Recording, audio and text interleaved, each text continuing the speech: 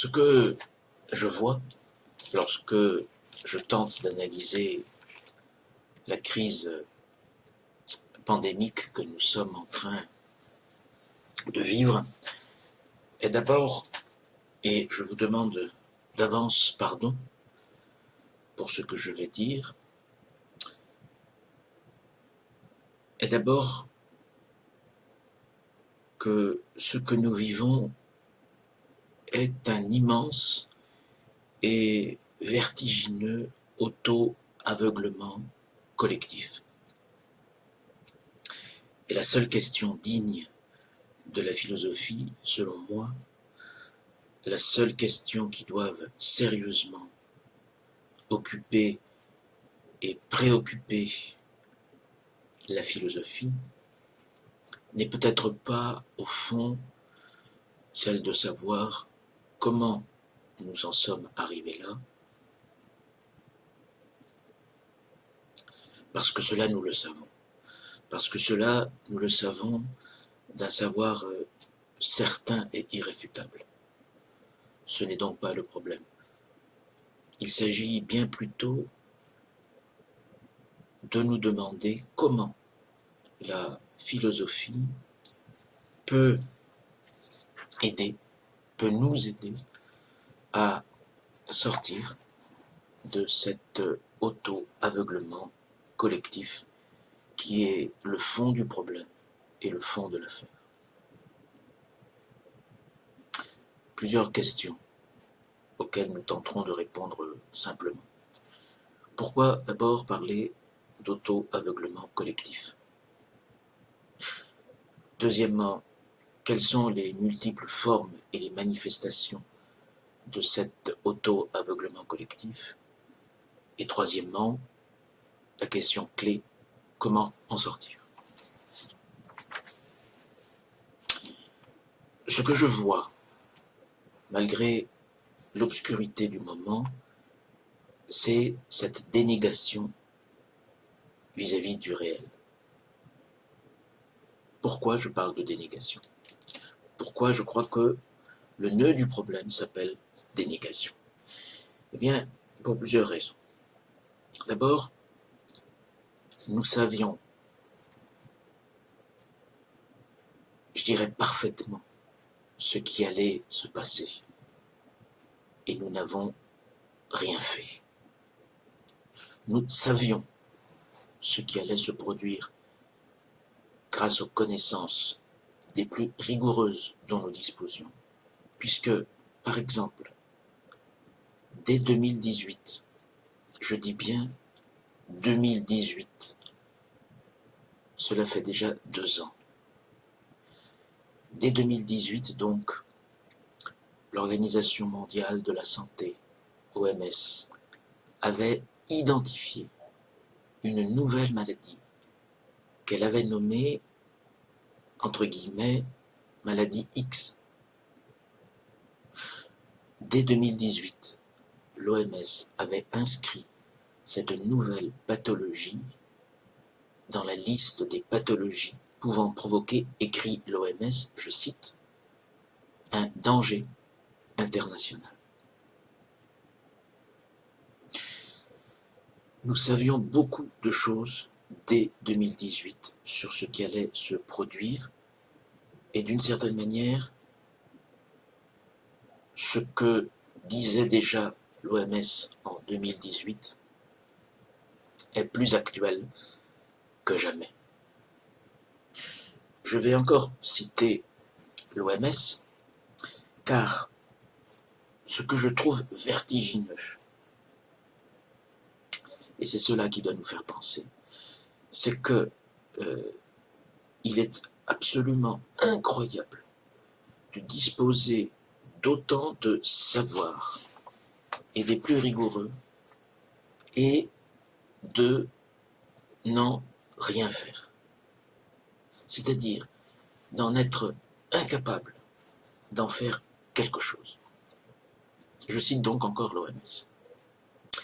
Et plus exactement, l'un des chercheurs qui a participé à cette identification de cette fameuse maladie X, telle qu'elle était nommée donc dès 2018. Ce chercheur dit très clairement et très explicitement donc que dès 2018, il savait que, je le cite, écoutez bien, cela est absolument incroyable. La maladie X, dit-il, disions-nous à l'époque, résulterait probablement d'un virus d'origine animale et émergerait quelque part sur la planète où le développement économique rapproche les humains et la faune. Mais ce n'est pas tout. Je le cite une dernière fois.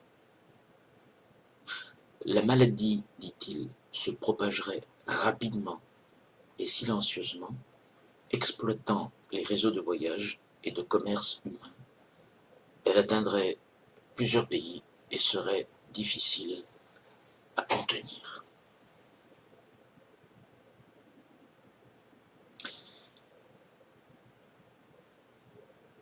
Philosopher en temps d'épidémie à partir de ces faits que je viens de citer, et ce ne sont que des faits, mais d'une grande puissance, ça doit nous conduire à tirer pour le moment les conclusions suivantes. Première conclusion, le fossé, l'abîme inimaginable, impensable, entre le savoir et la décision. En réalité, les États, et donc le nôtre, l'État français, ne prennent pas au sérieux le savoir, en tout cas aujourd'hui.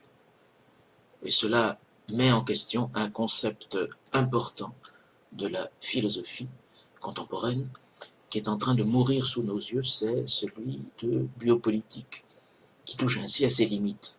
Ce concept foucaldien dit qu'à partir du XVIIe, XVIIIe siècle, l'État va s'approprier les savoirs portant sur la vie, biologie, médecine, économie principalement, pour gouverner les populations. Or, ce que nous apprend cette pandémie, c'est le fait qu'il s'est passé quelque chose qu'il faudra bien étudier un jour, qui a fait que l'État, et pas seulement l'État français, mais peut-être tous les États du monde, à quelques exceptions près, dont je ne suis même pas sûr, l'État ne se sert plus du savoir le plus rigoureux pour gouverner. Et le fait qu'il soit à ce point dépendant aujourd'hui de ce virus prouve qu'il a probablement changé de nature, l'État, depuis 20 ou 30 ans, pour ne plus faire de la biopolitique. C'est un événement historique considérable à prendre en compte pour penser en temps d'épidémie. Deuxième conclusion,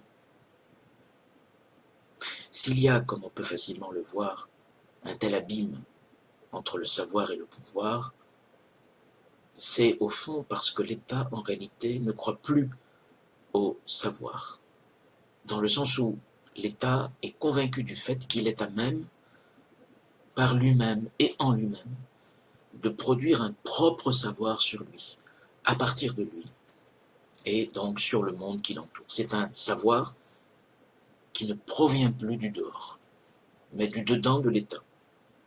Un savoir produit et sécrété par l'État lui-même. Ce savoir-là change non seulement la nature du savoir, et peut-être de tout savoir, et il nous faudra analyser les changements, mais aussi la nature de l'État lui-même et le concept même d'État, dont il nous faudra aussi analyser les changements à ce propos. Troisième et dernière conséquence, au fond, philosopher en temps d'épidémie, ça veut dire qu'il faut mettre au centre de la réflexion la question du souverain et se demander si le souverain n'est pas l'être irresponsable par définition, s'il n'y a pas une intimité profonde entre l'irresponsabilité du souverain et l'État lui-même qu'il représente. La question décisive qu'il faudra nous poser et que certains se sont déjà posés, c'est d'où vient cette irresponsabilité?